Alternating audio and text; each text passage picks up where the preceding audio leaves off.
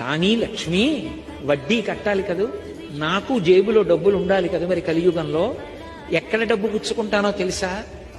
నేను డబ్బు పుచ్చుకోవాలంటే ఒకడున్నాడు, వాడు పరమ ధర్మాత్ముడు, పరమభక్తి తత్పరుడు, నన్ను నమ్ముకుని ఉన్నవాడు, వాడు కోరికతో రాడు.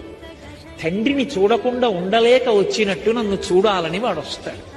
నాతో వెంకటాచలంలో ఒకానొకప్పుడు ఒక వృద్ధ అర్చకుడు చెప్పాడు, ఒక్కొక్క రోజు వెంకటేశ్వర స్వామి వారి ముఖంలో గొప్ప సంతోషం కనపడుతుందండి మాకు. అలా కనపడింది అంటే మేము మరునాడు వస్తున్న వాళ్ళని చూస్తాం, ఎవరో ఒక పరమభక్తుడు వస్తాడు గుడికి అని చెప్పారు. అలాంటి వాడు ఒకడు వస్తాడు లక్ష్మి, వాడు హుండీలో డబ్బులు వేయడానికి ఇలా చేయి పెడతాడు. వాడేం పెద్ద పెద్ద కట్టలు వేయడు, వాడు ఒక పావలా కాసో 2 రూపాయలో వదులుతాడు.